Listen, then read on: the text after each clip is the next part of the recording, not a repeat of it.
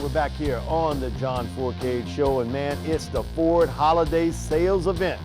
0% financing for 60 months plus $1,000 holiday bonus cash on a 2016 Ford Escape, a 2016 Ford Fusion, and also the Ford Focus. Right here at Veterans Ford, 0% down for 60 months plus $1,000 holiday cash bonus on Escape, Fusion, and Focus. You're looking for a Ford vehicle? No better place to shop than right here at Veterans Ford. We're back here on the John Fourcade Show. Mike DeTaylor along with John Fourcade. And John, last Sunday, I think it was a watershed moment for the Saints in losing to the Texans 24-6. Really, they were never in the ball game from start to finish. You know, the Texans, a team really struggling offensively. They got 362 yards total offense. They were 32nd in the league, averaging 3.1 yards a carry, and they gashed the Saints rushing the football, and they made Brian Hoyer almost look all pro. 21 of 27, a little over 200 yards, 2 touchdowns. He had one really bad pass, but and the Saints rushing only 10 rushing attempts, tied for the fewest in the Sean Payton era. And you know what? I think this kind of signaled the end of the innocence. For anybody who really was a kind of a real believer that this football team could turn things around, I think Sunday's contest brought you back to reality very quickly. There's no doubt about it, Mike. When I watched that ball game, I was like, these guys don't want to be here. You can see the atmosphere around the New Orleans Saints, and you can just tell that, you know, they're playing out the year. They're just like, get it over with, let's get out of here. You know, he scored 6 points, nothing in the second half, 50 yards total rushing yards. One running back had 10 carries, and that was it. It's a shame to say that this season's over with for New Orleans Saints, because so many people had hopes, and so many people thought that, you know, with a year under their belt, and these guys, you know, with Rob Ryan getting another year in his belt and getting things ready to roll. But boy, the defense looks the same to me. Same old guys. Maybe they didn't give up 500-something yards. They didn't give up 30 points, right? But you weren't playing the Patriots or the Bengals right. here. You were playing a team that was struggling. Now they are. It's not who you play sometimes, but when you play them, you just look at the Texans.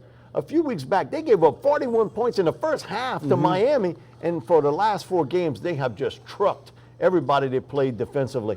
And you went up against him in Lawrence Taylor, but you know, in my opinion, I said this last week, there's only 2 guys I've seen in my almost 30 years doing this: Reggie White, Lawrence Taylor, and now J.J. Watt, who tilts the field when they're on there. You saw the Saints at times, they had 3 guys trying to block Watt, and they still couldn't do it. And then, you know, you didn't realize he was mic'd up. And then, you know, you hear about the deal, man, you better get another right tackle to block for you. Man, Zach Strief at the end of the game, you really felt bad for him, because he's never went up against anybody of that ilk. And Andrews Pete, man, he didn't went up against 2 guys like that when he was going up at Stanford. 2 guys on one that played as well as Watt was. He was a dominant football player. Well, you saw the game, and we all witnessed it. And, you know, Watt, prior to this game, lit it up against Cincinnati.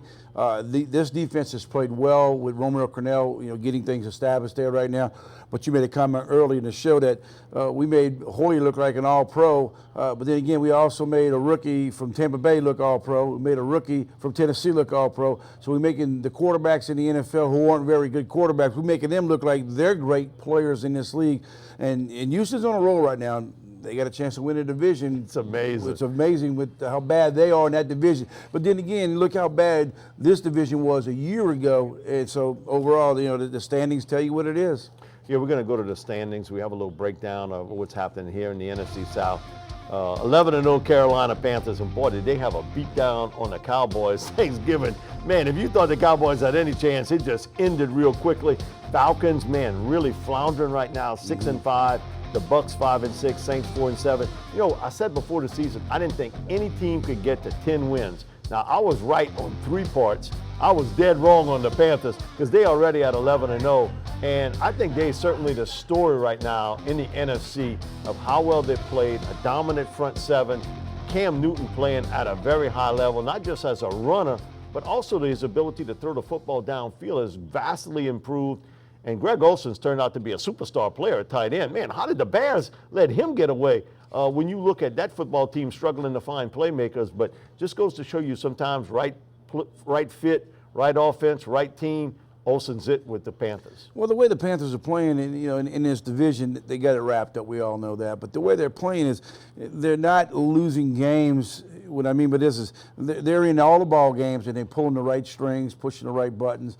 He's not turning the ball over. That's Cam Newton. That's important. He's doing good things. He's not lightening up throwing the football as you would think, like Drew Brees or Tom Brady had, but he's getting the ball to the right guys. And look, I'm going to say this for you. They always talk about, well, they're doing without receivers. Look, all teams have a couple of good receivers, really some bad receivers. They got some decent receivers. It's just that you don't know their names yet. Ted Ginn Jr. is playing pretty good football for them.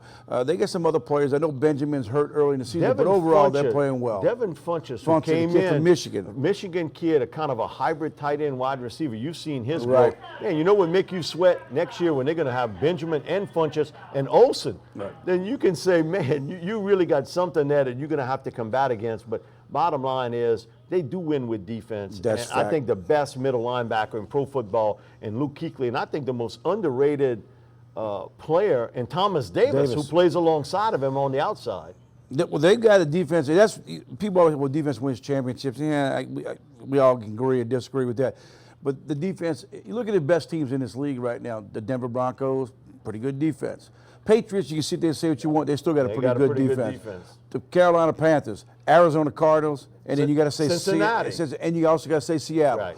All right, name the ones who don't have good defense and look how bad they are. So Carolina's doing with their defense and not turning the football over, and they got a decent quarterback.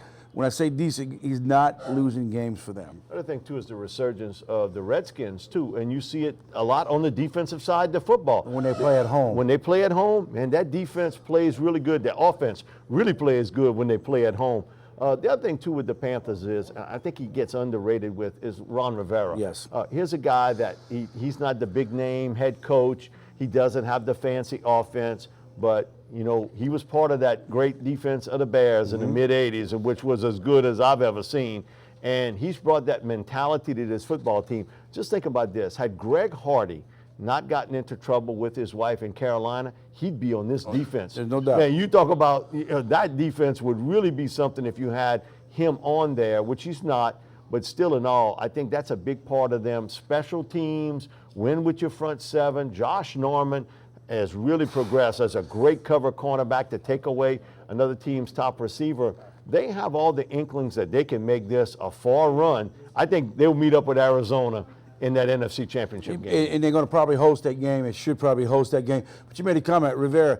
I think his mentality is, I don't care about all the publicity. Look at Chip I agree. Kelly with the high-powered everything in Philadelphia. Look how bad they are, and Chip Kelly is not worth it in the NFL compared. Ron says, you know what, I want to go under the radar. My team's doing exactly what we want them to do. We're here to play football games, win games. All that high, society stuff and all that stuff's out the window. These guys are low-key. It's just, they go and play football. Another guy who's done a great job, too, and he wasn't a great head coach at the college level, but Mike Shula has come in, coached the quarterbacks for Carolina, and he's kind of the passing game coordinator. And I think he's done a really good job with Cam Newton because he's a different player than we saw when he first hit the league. Yeah. And, we talked about it even with Coach Vitt Monday night about who you would compare him to. And he said, maybe Randall Cunningham, but when you can't look at the size, Randall Cunningham was thin as a rail. Cam Newton was like 255 pounds. He's a unique quarterback. There's not a lot of guys that are built like him that can do the things he can do. I agree with you. We'll talk about it after the break. We'll be back with more of the John Fourcade Show, sponsored each week by Veterans Ford.